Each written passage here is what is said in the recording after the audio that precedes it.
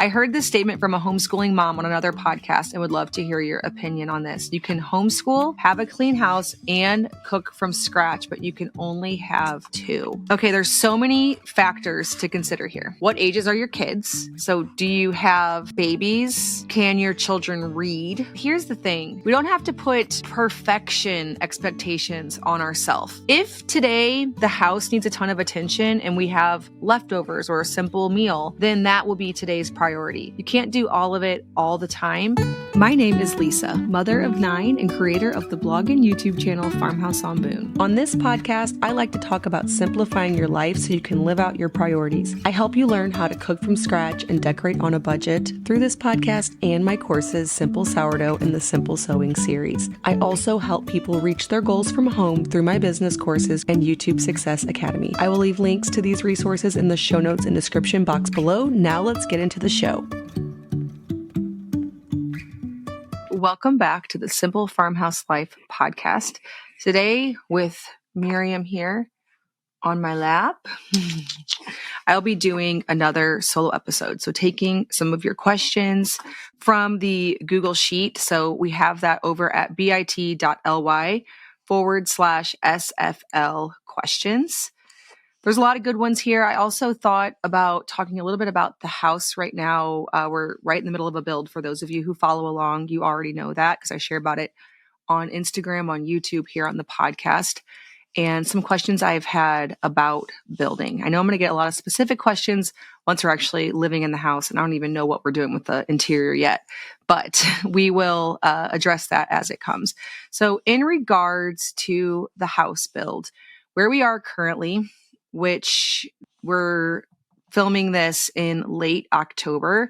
And yes, I am still so hot. So I'm still wearing a tank top. I feel like postpartum, I get really hot and we don't even have the heat on in our house yet. And it's definitely cold outside and I'm still wearing a tank top, but that is because I'm carrying around the baby all day long.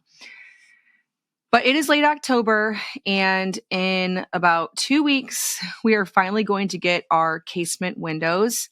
I don't think I've shared a whole lot about the saga, not really saga, but it's been a little bit tricky with the type of house we are building. Things aren't always standard measurements. And so we're having a long wait for certain things. And though we have in half of our windows that we got back in August, we are still waiting on the other half of our windows. There are the casement windows. So instead of the ones that are double hung where they open, up and down, they will open out. They will go in the windowed in back porch, which is the narrative that Brent Hall and I came up with for our home. So if you haven't heard yet about my whole, we're building a new old house and the narrative and the story, as Brent says, that we have designed for this house, I did share a YouTube video all about that, actually several. And I believe I have talked a lot about it on the podcast. But basically, it's supposed to look like an addition off the back, a porch that was windowed in. This will have our pantry, which I'm really excited about, having a pantry that has a really beautiful view down to the barn with these windows that open out, casement windows, and then a few other rooms as well. So we're still waiting on those, which means that we're kind of at a standstill with what we can do inside. So obviously you can't put in insulation and drywall without having all of your windows because it could get wet. We are and have moved forward on plumbing, electrical, HVAC. So the moment those windows come in here in a couple weeks, we will be able to do insulation and all of the walls and the trim and all of that good stuff. Right now, the focus has been on the exterior. And once I heard how long the windows were going to take, I thought we would just be sitting around for months just simply waiting on the windows. But because we're doing a few things on the exterior that require a little bit more time, we actually have not yet been waiting on the windows. Now, there might end up being a week or so, but we're about 2 weeks out from windows, or the rest of the windows, and we still aren't waiting for them. So at the most, it might be about a week, because I think we have about a week's worth of work left on the exterior before we're at a standstill. But with electrical and plumbing and all that, things have definitely been moving along slowly but surely. So on the exterior, some of the things that we are doing that are taking tons of time, we are doing wood siding. And we did not even realize that we would need to paint both sides of the siding. So we chose cedar clapboard siding. It's 5.5 inches wide. It comes in random lengths, and we're overlapping them so that we have a 4-inch exposure. So each piece of siding, it'll overlap enough that you'll see 4 inches. This is a historic look. At first, I thought, oh, we'll just buy siding and then we'll put it up and Luke will paint it. Not that that's just, because of course that's a huge job too. But I didn't know that for longevity, even if it's cedar, you should technically paint both sides. Now, do you have to? No, but it's highly recommended. And I'm kind of in this mindset of, we're doing this now so that when we are 75 years old, we're not worrying about, replacing all of our siding because it rotted from behind. So we painted all sides. Now, Luke was doing this all 100% himself, painting all the windows, painting all the window trim, all the crown molding, all the siding. We ended up for 3 weeks bringing in help. So we brought in a painting crew for about 3 weeks. And now we have it done enough and caught up enough that Luke is finishing it up. So the reason that we had to get some help on this, well, one, because we don't have that much time. I did not realize how much painting. And Luke has put in, I don't even know how many hours. He's been staying late nights, going out early in the morning. So he's been putting in time for months now. But also, we got to a point where the builders were going to be waiting on us to get them primed on the back. Because of course we could prime it on the house on the front, but the backs, once they're on, you can't do that. Also, I was worried about the overlap. So if there's a concern for moisture getting in and rotting it from the other side, of course, there's also that same concern where the boards overlap. So I really wanted them primed before going up on the front and the back. So we were at a point where the builders were going to have to be waiting to put the siding on. We didn't want that. So we brought in help for a little bit, got all caught up on the siding. And then now that it's up, Luke's doing the second and third coat of the linseed oil paint now that it's in place, because all we really needed for the overlap was a prime coat. We didn't need the top coat because that's really, of course, it further protects the wood, but it's also mostly for looks. And the priming should be enough to protect the wood. So that was a huge job. Another example of that is we are doing crown molding, which all of these details, they are what come together to make a house look old. And honestly, when I looked at the plans that Brent helped me design, I knew the house looked old, but I didn't exactly notice all the reasons why it looked old. And we're uncovering that layer by layer as we are working on this house. Like, okay, that little detail we see up there, that's a piece of crown molding. Well, again, we primed the back and the front before it went on, which is just a huge job. But ultimately, now where we are right now, the house truly looks so historic that I'm glad we did it, but it is definitely delaying the whole project. So for example, my sister, she's building right now too, and they broke ground in July and they are past us. They're already at drywall. We still aren't at drywall. And we started back in February. So it's taking a lot of extra time to do these details, but it does actually make the house look old, which was my big goal. That wasn't my sister's goal. So she's on track with her goal too. But I really wanted the house to look old. I knew it was going to be more work. I don't know if I knew how much work, but that was one of the things I wanted to talk about on here, because I've had people say, well, how would you do this a bit more simply? Because there's definitely a way to do it more simply. And since, I'm an observer of old houses, I've been an observer of old houses for so many years. I have personally lived in 3 old houses that are 100 plus years old. So I've had a lot of time to observe the details of an old house.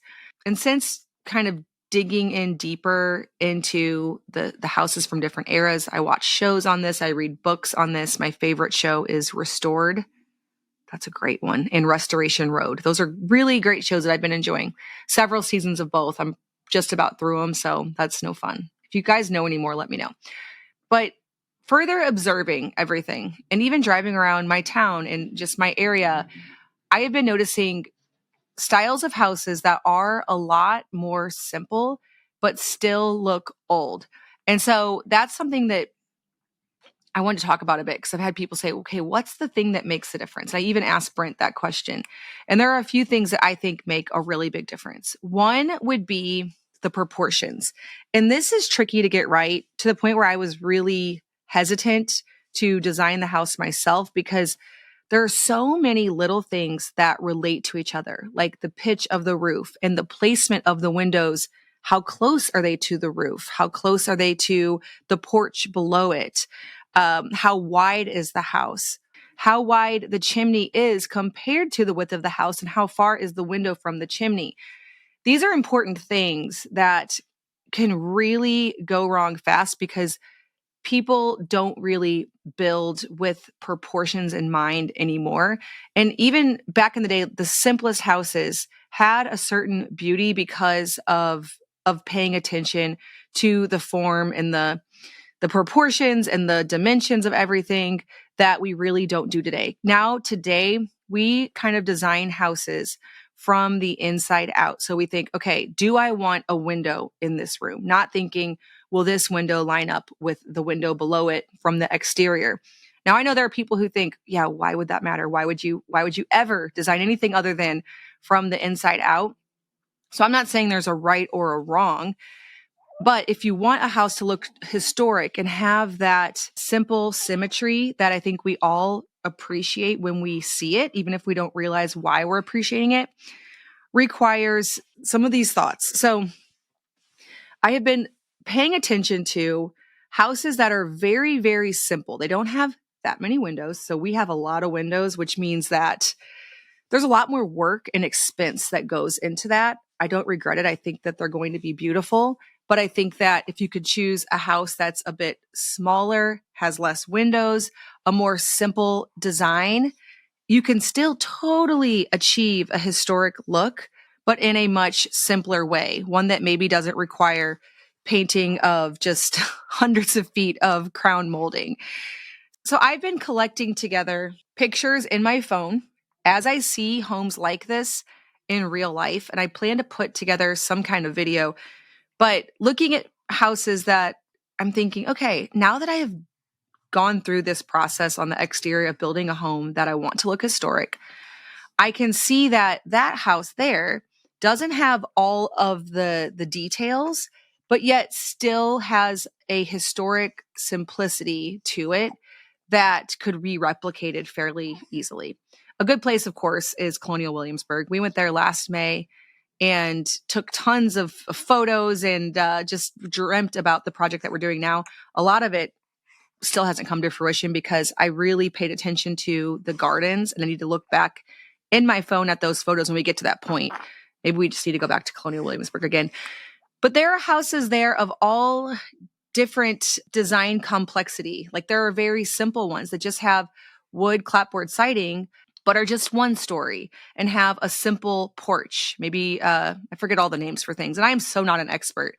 But the observations that I've had over the last year, 2 years, as we've been dreaming about this project that we're doing now, has really led me to believe that this can be done with all different budgets and different styles.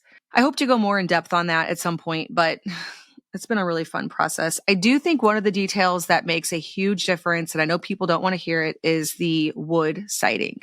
Now, do you need to have a house that is essentially 3 stories like ours because we ended up finishing the attic, and have a very tall house that's hard to get to all the siding and as much siding as us? No.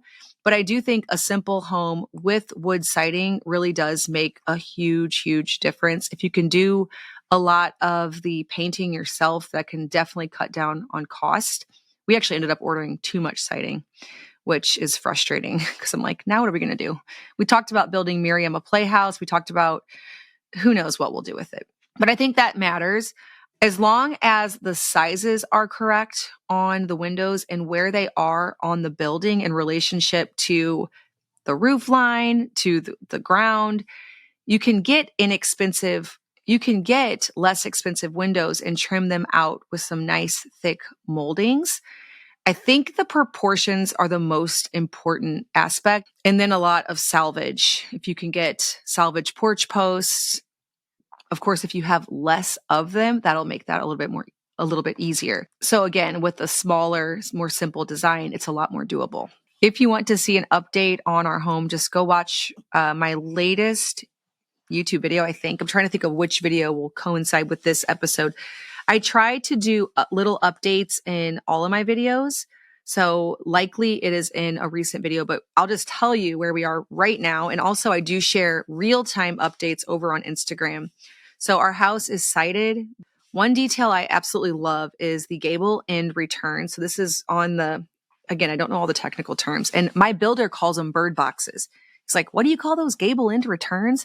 Built them beautifully. Didn't know what they were called. And I don't think he's ever really done them before, because he actually kind of finished them off how, and my builder does this. He likes to move. And so he will just do something and then hope that it's, what we wanted. And so he kind of finished them how he thought and put a little like roof on them. And once I saw it, I was like, oh no. I remember seeing on one of Brent's videos how to do gable end returns and how to do them right. Again, this is a simple thing. It's not that expensive to add these gable end returns on your house. It's a fairly simple detail. It's just not done anymore. Therefore, builders don't necessarily know how to do them. So I watched the video again, and he said, the one thing you don't do is you do not put a little roof on the gable end return. So I had to go break the news to my builder. Like, I know that probably took you forever to lay out the roof like that, but that's not what we want. But anyways, he did a beautiful job. Like, it looks like historic houses in our area. So I went around and took pictures of all the gable end returns of old homes in our area and showed him, and then he nailed it. So basically, they come in, from the gable, and they are wrapped with crown molding, and they're just gorgeous. So those are there, the crown's on them. Luke today is out finishing the porch, so painting it with linseed oil paint. We had to wait until we got everything done on the porch. So all of the columns from Chadsworth Columns, the beadboard from Windsor One along the top, we wanted to make sure they mostly had the porch all buttoned up before we finished it so that we could stay off of it for several days, because linseed oil paint takes a while to dry. So the exterior is almost fully done. Our building crew is working on a couple of stoops, as we're calling them. So basically off the sunroom and off the fake back porch, there are these little decks basically. And once they get those done and the rest of the trim on, then we're basically at a stopping point until we get those windows. So more updates on that coming very soon.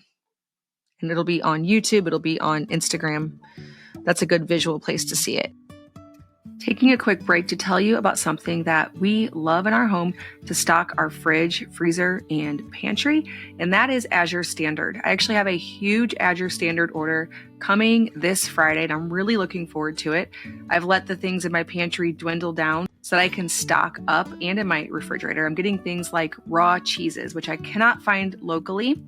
I'd have to drive really far to get them, and they're very, very pricey. Things like butter. I also have so many pantry staples like soft white wheat berries that I use to make muffins and cookies and biscuits.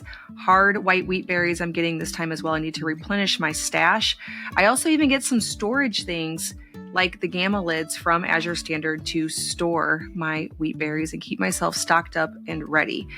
Azure Standard works like a co-op model, so there's likely a drop already in your location where like-minded individuals all meet at a certain time. A big truck comes in and you unload all of your items. This makes it to where you can sort of pool the order together and get a better price and better shipping rates that way.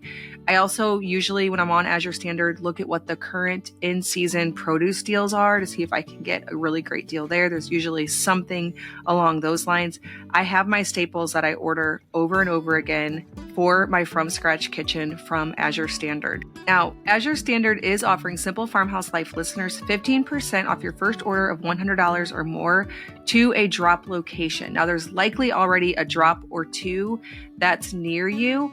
If there isn't, you can also start your own drop location and get some of those things that maybe you can't find and you thought, how will I ever get this item into my kitchen? This is the way, even if you live rurally like I do, to get some of those things that maybe you feel like you don't have access to. Azure Standard is a great way. Head to Azure Standard, AZURE standard.com and use code SIMPLE15. Okay, what kind of oven are you putting in the new house? I did share this on a podcast episode, but I'll share it again. We are getting the Lacanche, the smaller Lacanche, not the massive one. What's it called? The Cluny, I think. I ordered that just so many months ago. At this point, it came in too early. And so we're actually having it stored and we haven't even gotten it yet because we don't have room for it because we're painting so much in the garage. We don't have space for it. We also are doing a wood cook stove from Thornhill Ranges. So I was able to talk to the owner of Thornhill Ranges and told them about my project. And it's sitting in the garage right now. I'm super excited. I really, really hoped that all winter I would be, there'd be a fire in it. We'd be sitting in the kitchen with a little fire because they actually have a glass window in the part where the fire is so you can see it and be baking sourdough bread in that. So half the year we will have 2 ovens and then in the summer we will have 1, which is just so exciting. I mean, not that we need to. We make it just fine on 1, but I'm designing the dream kitchen right now. So that is what we went with and I'm really looking forward to it. Would love to hear from your sister about running a farming business, currently putting plans in place for raising and butchering cows, goats, and pigs for sale. Her guidance would be much appreciated. I know she supplies your family with meat, so she should be knowledgeable. Okay, my sister, the one you're talking about, actually started posting on YouTube. So if you go over on YouTube and search New Hartford Farm Co., she has a YouTube channel and she is sharing what it's like farming with kids because she truly does farm. It's not like a cutesy little homestead, kind of like I like to do, where, it's fun and it's a good experience for the kids. And we will, milk a cow and not really sell the milk and not really do much meat. It's mostly, it's a hobby. Hers is not. Hers is a real farm. She really sells meat. That's what she does for a job. And then now she has 2 kids and they are 2 and the other one is 9 months. I need to do my math here. Yes, he's 9 months. And so she is doing this, running an 80-acre farm that she purchased when she was 21 with a baby on her back and a little toddler by her side. And she's sharing about it over on YouTube. So I think that would be a good place as she shares more and more for you to learn, because we were talking about her YouTube channel and trying to figure out like what she should share. And she wants to share a lot about incorporating, how she gets this done with kids around, first of all, and then also more of the nuts and bolts of it. Because even I don't quite fully understand everything and how it works. And I grew up around farming. I grew up on a farm. But as a kid, I didn't pay that much attention. And so there's still certain things that we really don't know. Now, we plan on our farm. We're actually working currently on the pasture. We just planted a pasture blend on the acreage that's right in front of our house because we want to raise some cattle as well. But there's just so much I don't know. And I've been asking her and her husband, like, hey, what should we plant? How do we convert this pasture, from what it was before into a pasture? And they're very, very knowledgeable. She ended up marrying someone who studied this in college and who works in agriculture. So between the two of them, they really know what they're doing. And they're incorporating a lot of regenerative practices. And it's very interesting. So if you want to know more about that, yes, New Hartford Farm Co. over on YouTube. Do you have any suggestions on how to use raw milk once your cream is skimmed? Our family gets raw milk each week from a local farm. And with one of the half gallons, I skim off the cream to make butter, but I'm not sure how to use the rest of that half gallon once the cream is gone. We have enough whole milk gallons left to drink. Do you feed skim milk to your animals? Any good fermenting uses? I've been tossing it lately and hate to do that. Okay, so I just drink it. That's not something I would worry about because for us, the milk is still very rich and creamy even without the cream that's on top. So we typically skim that cream off I mean, I skim some off for my coffee. I don't usually make much butter with it right now since we don't have that much milk, since we're not milking our own cow. And the milk that we get right now only has a cream line that's maybe like 3 or 4 inches. It's not huge. And so I wouldn't have enough to make butter, but I do skim it off for coffee. And then what's left is still really delicious and sweet. So the kids drink it. I make a lot of chocolate milk. So I'll put like some cocoa powder, some honey, a protein powder, some colostrum in it, blend that up, give it to the kids. For myself, I'll even add like a raw egg or something to give it more protein because I'm not great at sitting down in the morning and eating breakfast. So I like to make myself like a protein type of shake. And that works great for me. So yeah, we drink it. I don't worry about that. We don't have the quantity right now to give it to any animals. Now, if we were milking our own cow, there's definitely situations where you end up with just way too much milk. But buying it from a farm, like we don't have that kind of milk. We just drink it all. You could also make it into yogurt, into kefir, but I use it just like any other milk. Lots of questions I've been getting about my wrap over on YouTube, on Instagram. So I do baby wear all the time when I have a baby of this age. Of course, babies don't enjoy being in a wrap when they're sitting down. So that's why Miriam is out of the wrap. But when I'm trying to get anything done around the house, she is always in it. And this person says, do you have a woven wrap brand you like? I just have my 4th baby, can barely wear her because it hurts my back. My body is so weak. I also think it's overstretched from wearing it so much with other babies, so it doesn't hold as tight. Thinking of trying a woven wrap to see if having more structured wrap helps. Okay, and then somebody else said, is your wrap different from the wrap you wore years ago when I did a wrap tutorial over on YouTube? So still to this day, my number one most viewed video on YouTube is my video where I was wrapping my 5th child. So this was 8 years ago now. Well, he's almost 8. And I was using, I believe, a Solly baby wrap in that one. And the Solly baby wrap, it's great. No complaints. It's lightweight. It fits really easily in your bag. Whereas a woven wrap takes up more space. It's heavier. It's more expensive. However, if I were to be choosing one wrap and one wrap only, and say I am pregnant with my first baby and I'm going to have 10 kids, let's just say, which you never know how many kids you're going to have, but you want a large family, I would 100% invest in a woven wrap. Now, the first woven wrap I purchased, I think it was with my 6th child. I had never tried one till then. I got it over on Poshmark. I still have it to this day. I do like to keep 2. You could definitely get by with 1 because they are expensive, but they are cheaper on Poshmark. However, Miriam spits up a lot. Not all of my kids spit up a lot. Several of them did. And so we get it dirty. Plus I wear it in the kitchen. And so if she falls asleep and we're eating dinner, I'm leaving her in there. So you're eating food over top of this wrap. They just get very dirty. Babies poop out of their diapers. Things happen. And so it's nice to have 2 because one will be in the laundry and the other one will be with me. I cannot live without a wrap with a newborn.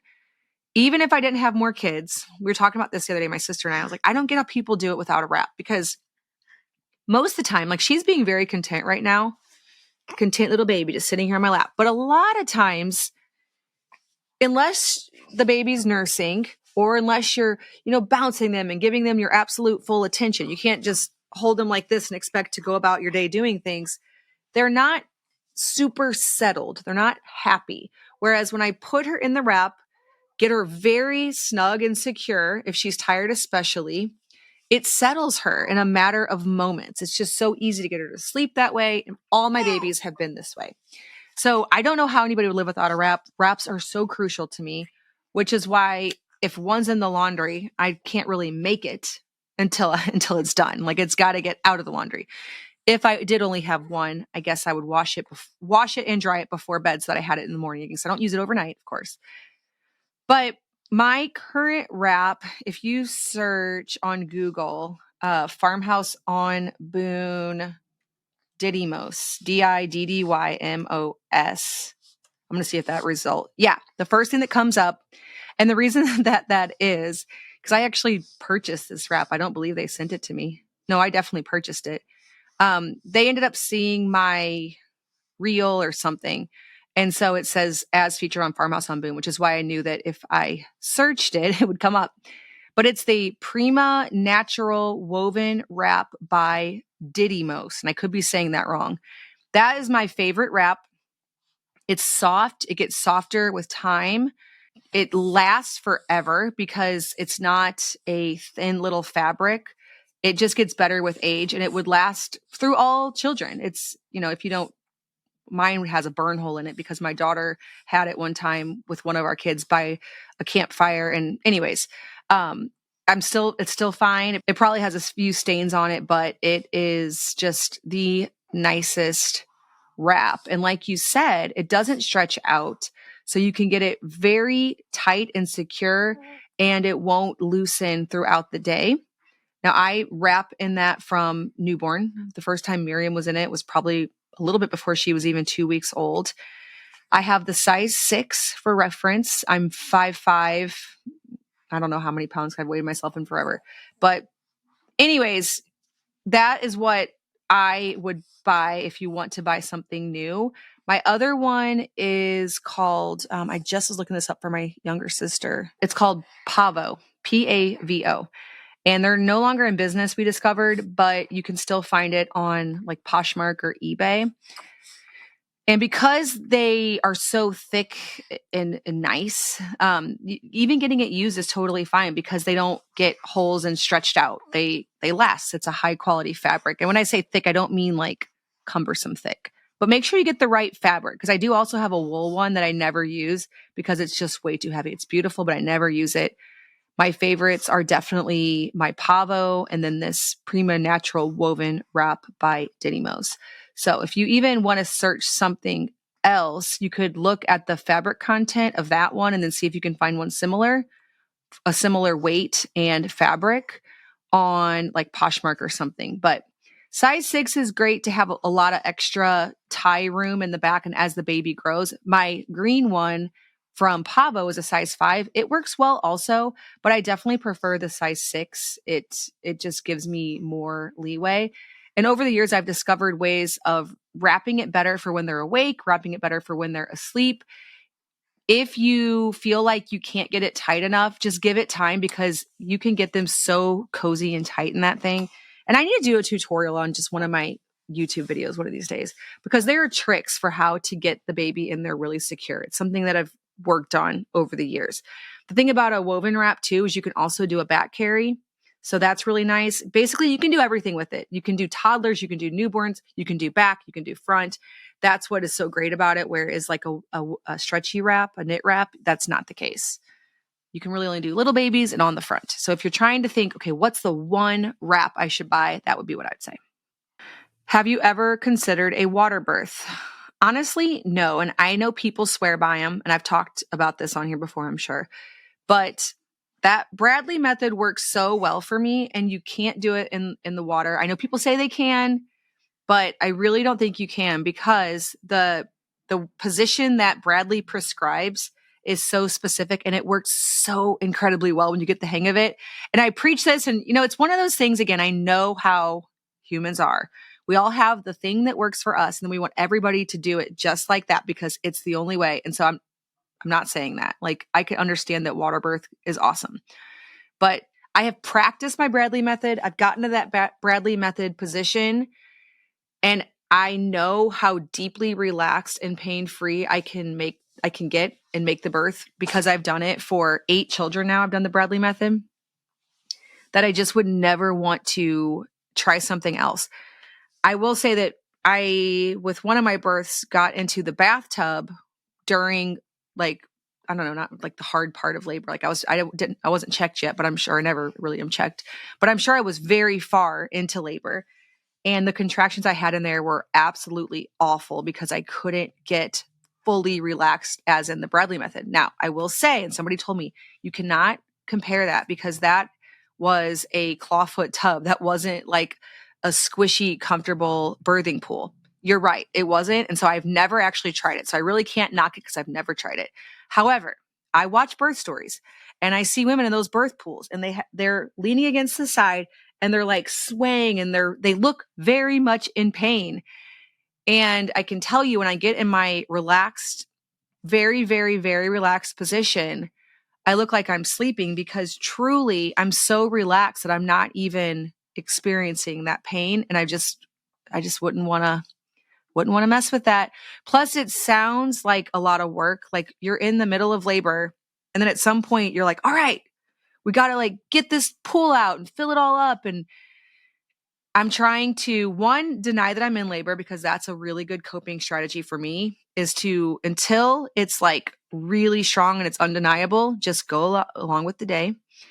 And then also it's making it to where when you're in this hard part of labor, there's like something to worry about. Whereas at this point for me, I'm always in the bed in my super relaxed position, just basically like riding out every wave, so relaxed. And so I'm very biased about the Bradley method, though I know people have wonderful experiences with water births. So I'm sure they're awesome. I'm sure there are some of you who feel as strongly about water births as I do about Bradley, to where you're like, oh, I would never, ever consider a natural birth without being in a water tub. So I understand.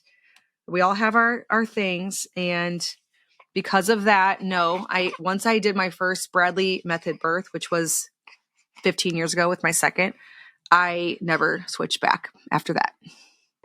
Ooh, this is a good idea, which I've never done. Okay. First off, I attribute 99% of my sourdough skill and confidence to you, but I recently heard somewhere to use sourdough starter in place of adding flour to make a roux. I love the idea of adding already fermented flour, but the flavor it adds to dishes is incredible.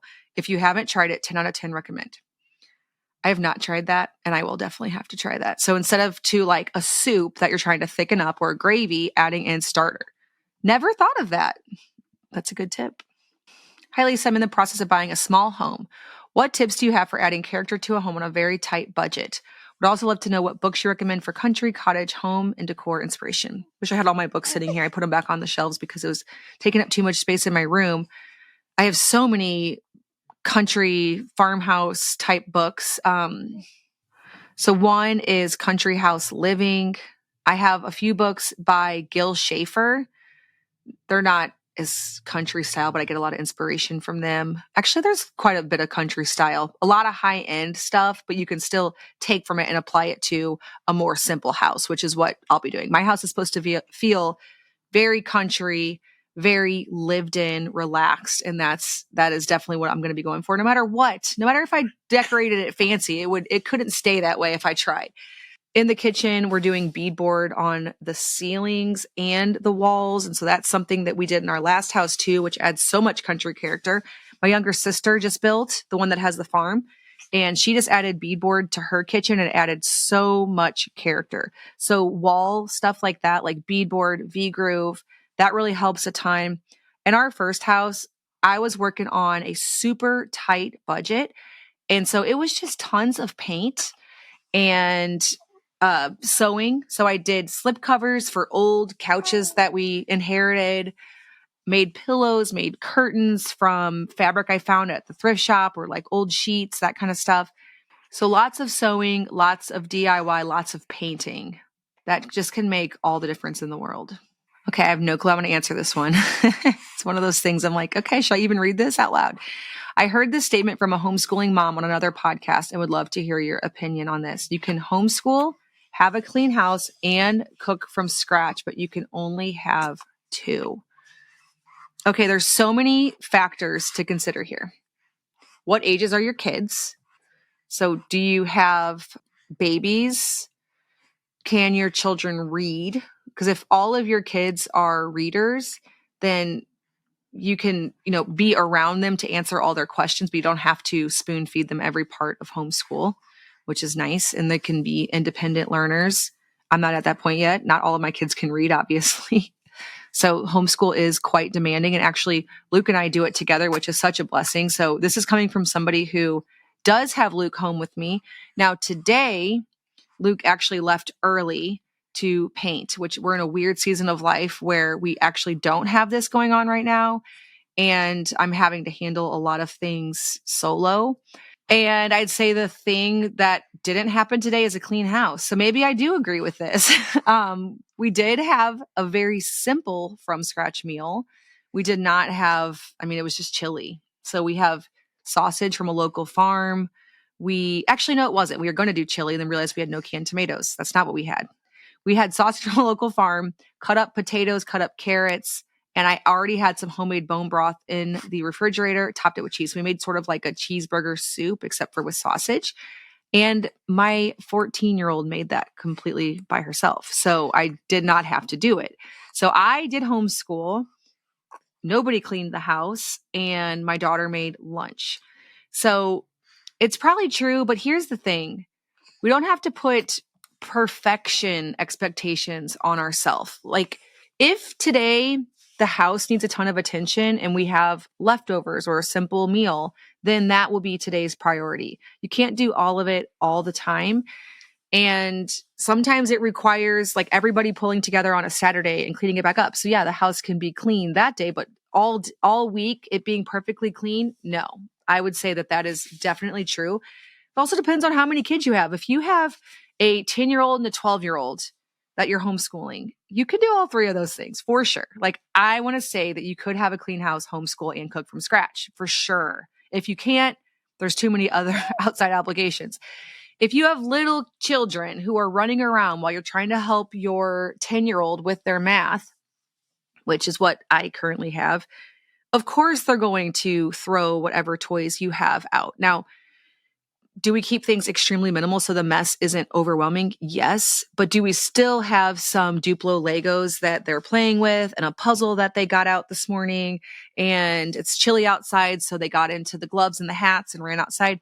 Of course. Like that's, no matter how minimal you keep it, you still have items. Like those items are all, we've decluttered a lot, but we still do have a puzzle. We still do have Duplos, and we still do have hats and gloves. So yes, I don't know if it's really that cut and dry. Like there are families, my sister's family actually, they're organized. And because both husband and wife, my sister and brother-in-law, are also organized people, they birthed organized people. They just came out that way. Like their 2-year-old sees shoes over by our trampoline. He's like, why are there shoes by the trampoline? Like he can't believe that there's a child that would leave their shoes, whereas every single one of my kids would leave shoes by the trampoline. It's like an ongoing joke that we have that one time one of her kids was like, Mom, there was a toothbrush by the trampoline. I'm like, I'm not surprised. Like my kids are always doing things that just unthinkable at their house. And so her house is clean. She does cook from scratch and she does homeschool and she does it all very, very well. And it's like a thing we talk about in our family. My mom, we were talking about this the other day. My sister wasn't even there. My mom and dad we were all talking about it. And my dad was like, I just don't get it. Everything's so easy for her. And my mom said, which I had never heard her say this before, but she said when she was a young mom and she had 4 daughters, people would say to her, I just don't get how you get everything done. And she's like, and I told them, I don't. I have Laura. Like, that's my sister. And so some people can do all 3 of those things and do it without being stressed out and have a large family. And that's just their lot in life. And we can't always compare ourselves because we're not all the same people. And also another thing I do want to say is there are people online who will, if they see someone doing things well and know that they personally struggle with getting certain things done, who will say, that's not real. There's just no way. I tried it. It's not possible. Well, for some people it is. And it really depends on a lot of things. And so in our family, we can manage pretty well. Like I wouldn't say it's chaos. My house is decent right now. Like if people came over, I wouldn't be embarrassed, but it's by no means perfect. For a lot of people, it might not even be considered clean. Like, I don't know, your standards. But we, can't do all of the things all of the time, all at the same time. And you just have to consider, what obligations you have. Like if you have some kind of obligation that another person doesn't have and you're not factoring that in, then, it's just so hard to say. But I don't think that statement is true for everyone. And it depends on so many factors. Has it been worth it for you guys to have Luke do so much behind the scenes work for the new house? Has it saved you much money? Is it more rewarding to know that your family members have worked on your home with their own hands rather than have someone else do it all? So, of course, it has saved us money because when we hired painters for a couple of weeks, it was very pricey. That saved us money. It is rewarding knowing that you had a hand in it.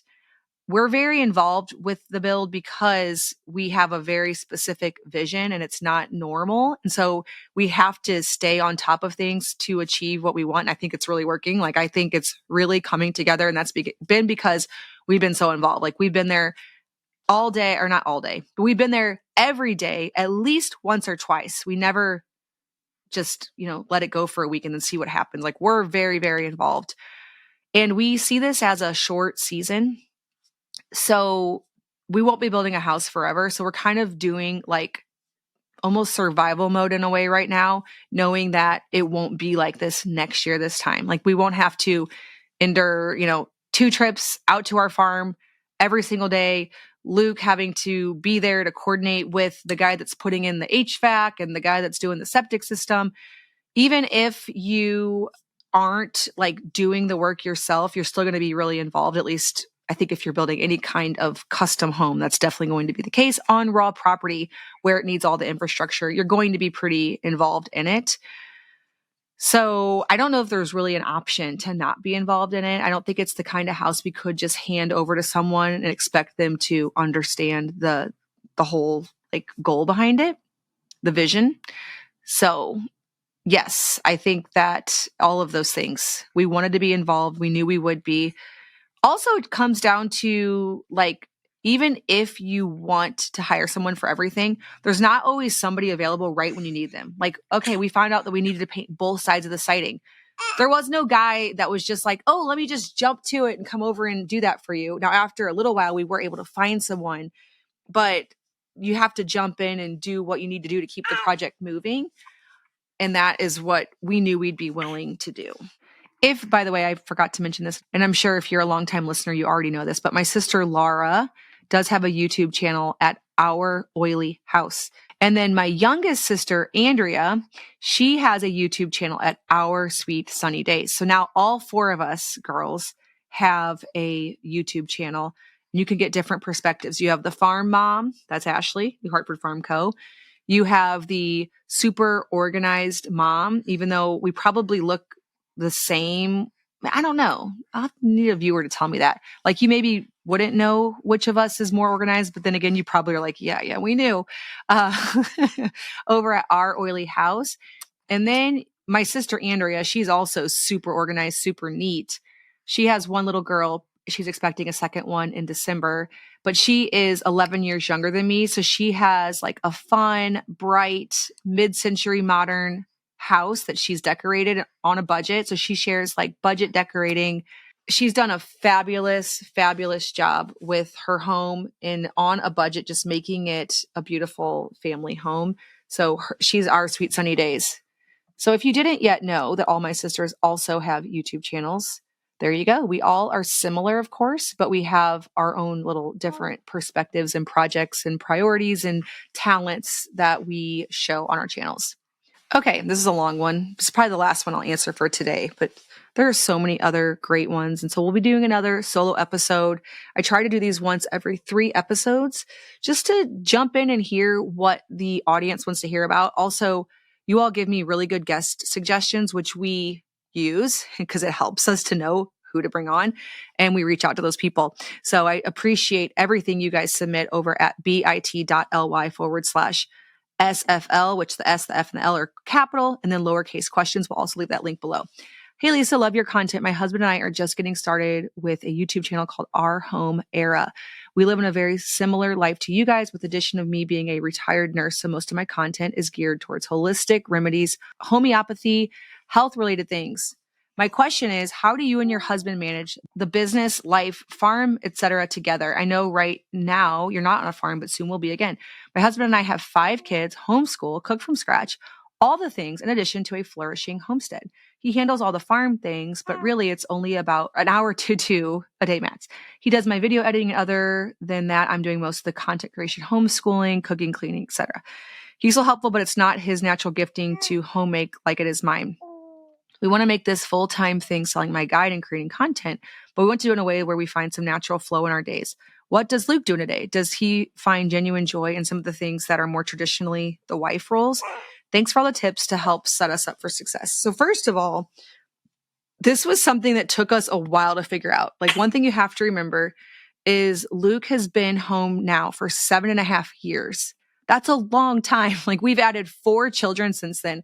Everything about our life, our business, our living situation has changed twice since then. So we've already moved. Like, it'll be the 3rd move coming up here when we move to our new house since he's been home and we've been doing this business full time. We've had a farm. We've not had a farm. We're right now we do have a farm. I mean, we're not, obviously we don't have any animals on it, but working on the pasture there and building a barn. So like we're setting up the infrastructure for our future farm. So it looks a little different right now because obviously, like I mentioned, Luke is spending a ton of time on that project, which puts me back in doing all the things a lot of times myself. But as far as like, does he do the traditional wife roles? I wonder if that means like, does he cook? Does he clean?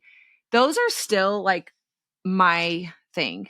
And I know that you see that on my YouTube videos and you might wonder, is it really like that? Like, does he like to cook? He doesn't. Like, those are still my things, are the things that I love. I've always been the one to manage the home. And so I'm still doing that.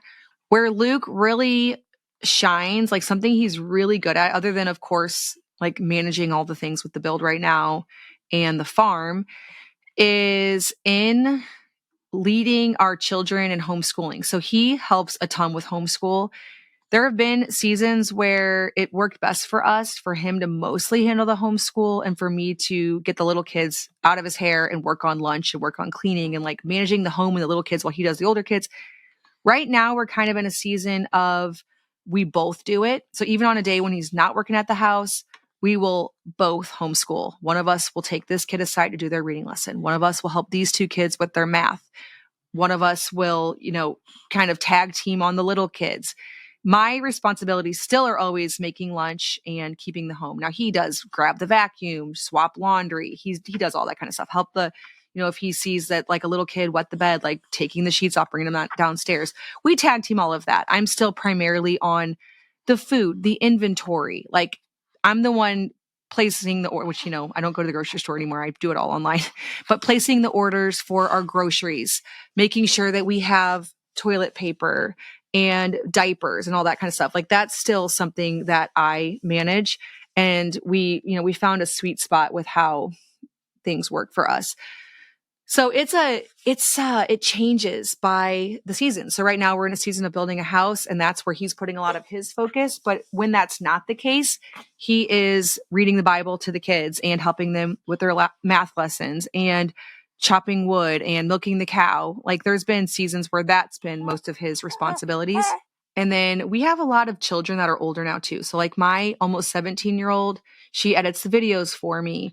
And then I have kids that like to help cook. So as a family, it's really changing based on what is going on. So that's how we do it. I still totally am a manager of the home. And I am also the one who likes the business stuff. Like, I'm the one planning the content, thinking through like what types of videos I'm going to make, communicating with my team.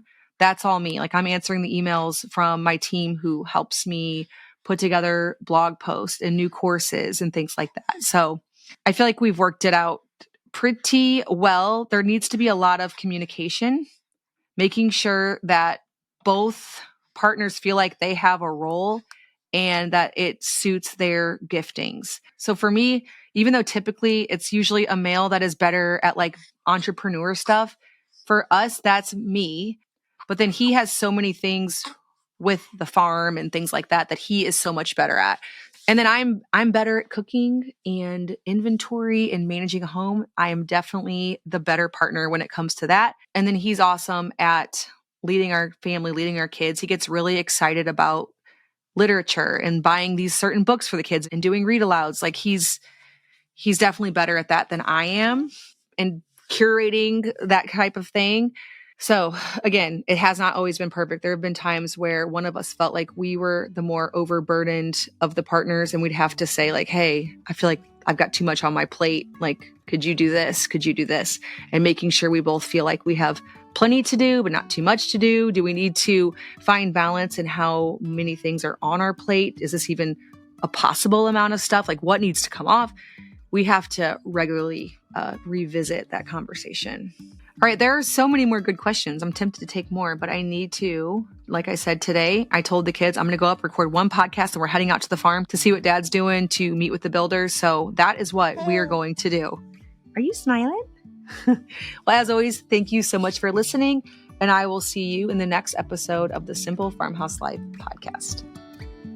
Thanks, as always, for listening to the Simple Farmhouse Life podcast. My husband Luke and I and our 8 kids work together side by side on our little homestead and use our blog, podcast, and YouTube channel to reach other homemakers, home cooks, and homesteaders with practical recipes in daily family life. For everyday sourdough recipes, make sure to check out our blog, farmhousehomeboon.com. And to dig deeper, we do also offer a course called Simple Sourdough over at bit.ly/farmhouse sourdough course. That's all one word, bit.ly/farmhouse sourdough course.